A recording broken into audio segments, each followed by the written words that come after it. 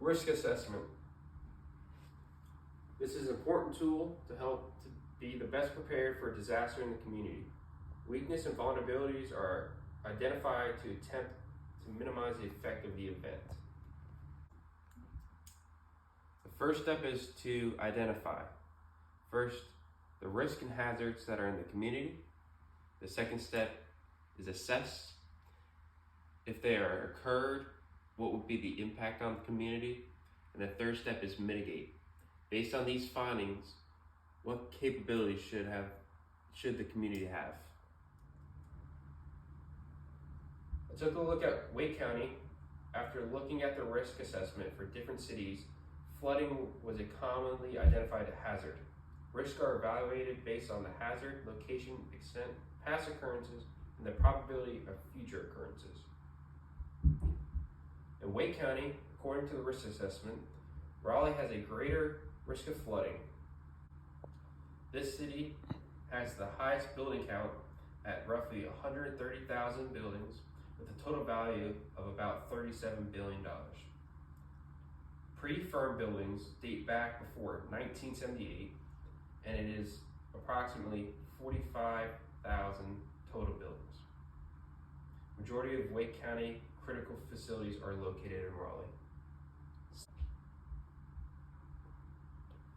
Above is a map of Wake County.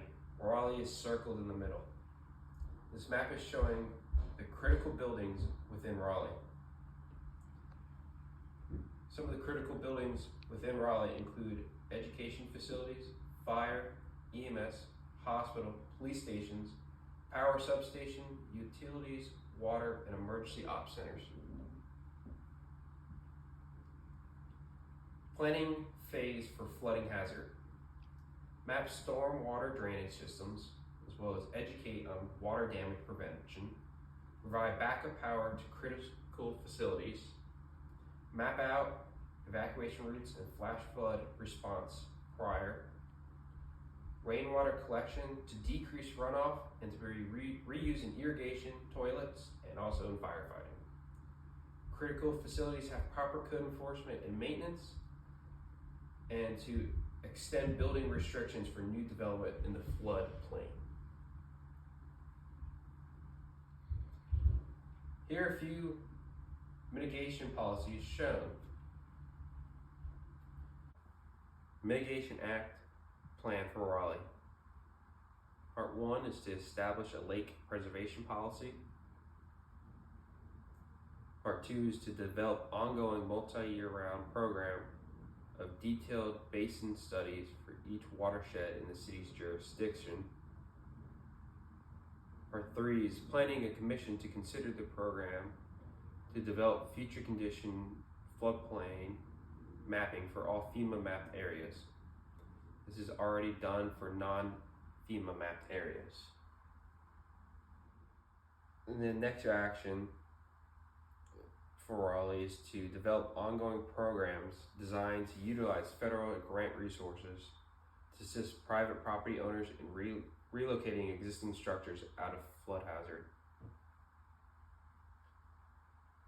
as well as flood plan managements should be created and updated as needed, maintenance of storm drains and identification of any problems, completing and maintaining FEMA certifications for pre-firm buildings, as well as having FEMA certifications for new buildings on floodplains.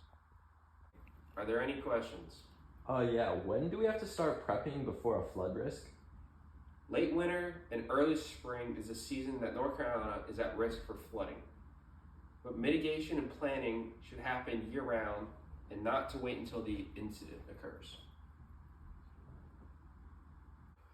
All right, question.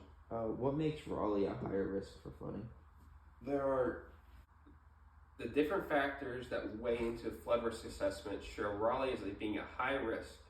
The amount of provincial damage is in addition to having floodplains.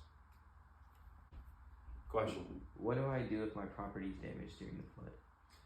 Well, your number one concern should be your safety, not your property. But if any property is damaged, you should just contact your local insurance agency for home insurance or car insurance.